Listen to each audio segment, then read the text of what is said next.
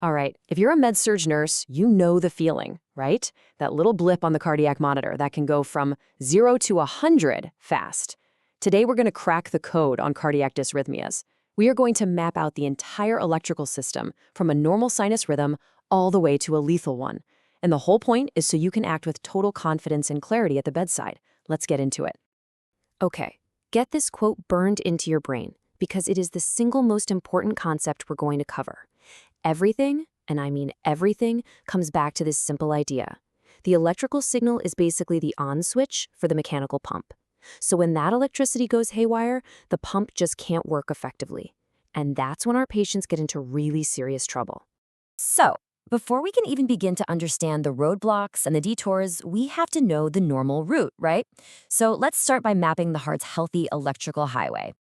And what's the result of a perfectly functioning electrical highway? Well, it's this: a healthy cardiac output. That's the amount of blood the heart pumps every single minute. This number, 2 to 4 liters per minute, that's our goal. It tells us that the electrical system is doing its job and the body is getting the perfusion it needs. Keep this number in the back of your mind because we're going to see it drop when that signal breaks. Now, you might be wondering, where does this electricity actually come from? Well, it's not magic, it's all biology. It starts with something called the action potential. The best way to think of it is as this tiny biological spark plug inside every single heart cell that really gets the heartbeat started. And this is how that spark actually works. It's this beautiful, simple chemical dance. First, sodium rushes in. That's the spark, the depolarization. Then, potassium rushes out to reset everything. And the result of this in and out exchange? A powerful electrical wave that tells the heart muscle, contract now. It's pretty amazing. Okay, so the electricity tells the muscle to work, but just how hard does it have to work? Well, that depends on 2 key things: preload and afterload. Think of it this way. Preload is the stretch. It's how much blood is filling the heart right before it beats. Afterload, on the other hand, is the squeeze. That's the resistance the heart has to push against to get that blood out to the body. A healthy heart has a perfect balance of stretch and squeeze. Okay, so we've seen the normal highway. Now, let's look at what happens when there are traffic jams, wrong turns, and, total breakdowns in that electrical signal. This is where we get into dysrhythmias. To spot a problem on an EKG, you really need a map key. And these right here, these are your rules of the road. The PR interval, that shows us how long it takes for the signal to travel through the atria, the top chambers. And the QRS complex, that's that big spike that tells us the powerful ventricles have just fired. You've got to memorize these numbers. If they're too long or too short, right away the signal is hitting a delay or a short circuit somewhere along the highway. All right, time to put on our detective hats. We're going to use our EKG clues to diagnose the problem. Let's connect what we see on that monitor to what's actually happening inside the patient's heart. What's so cool about this is how it connects the visual pattern to the biological problem. So in AFib, the top of the heart just quivers, which is exactly why the rhythm looks so chaotic and irregular. In a third-degree block, the atria and ventricles literally stop talking to each other. You can see that disconnect right on the strip. And then, of course, you have the lethal rhythms. VTAC is just dangerously fast, while VFib, well, that's pure electrical chaos, and it produces absolutely zero cardiac output. Recognizing the rhythm is half the battle, for sure. But now for the most important part. What are you going to do about it?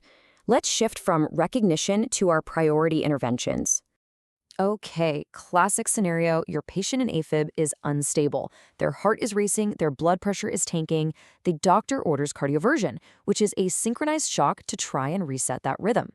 What is the one never event, a serious preventable medical error that you absolutely must prevent before you hit that button?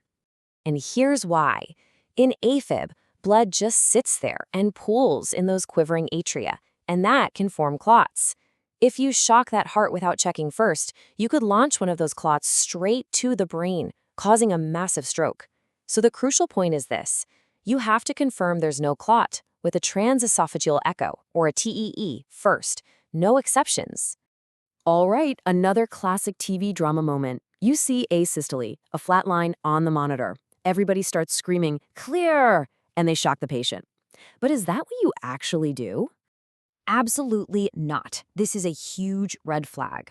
A flat line means there is zero electrical activity. Shocking it does nothing because there's no rhythm to reset. Your priority is high-quality CPR to manually pump the heart and giving epinephrine to try and kickstart some kind of electrical activity. This really sums up our role perfectly. First, and this is the most important rule of all, always assess your patient, not just the monitor. I mean, is a heart rate of 45 a problem? Not if they're a marathon runner who feels great, but it is a huge problem if they're dizzy and their blood pressure is in the toilet. During a code, remember quality and safety. Switch compressors every 2 minutes. Don't be a hero because fatigue is real, and we know we've succeeded when the rhythm is fixed and, more importantly, the patient is stable and actually feeling better. Let's talk meds really quick. For a slow heart, atropine is the accelerator. It speeds things up. For those fast, deadly rhythms like VFib or VTAC, amiodarone is the stabilizer. And for AFib, anticoagulants are the non-negotiable clot preventers. Simple, effective, and totally life-saving. Now for some high-yield exam traps. Pay attention to this.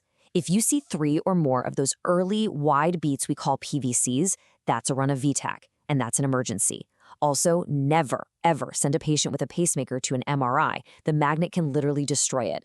And for a quick way to get the rate on an irregular rhythm, just count the QRS peaks in a 6-second strip and multiply by 10. Easy peasy. Okay, let's put this all together. We're going to trace one lethal rhythm, ventricular tachycardia, from that initial spark all the way to the bedside assessment in a rapid-fire recap. Just watch how each step directly causes the next one. It all starts right here. An irritable spot in the ventricle just starts firing erratically and way, way too quickly.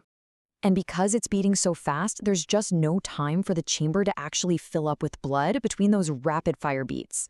And if the chamber isn't filling up, it can't pump anything out, right? So your cardiac output plummets dramatically. And this, right here, is the bottom line.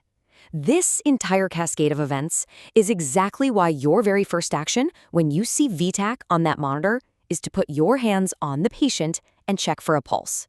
And that leaves us with our final, most important question. No matter what scary pattern you see on that screen, VTAC, VFib, anything, what is always, without fail, your first action? The answer is so simple. Check your patient. Always treat the person, not the monitor.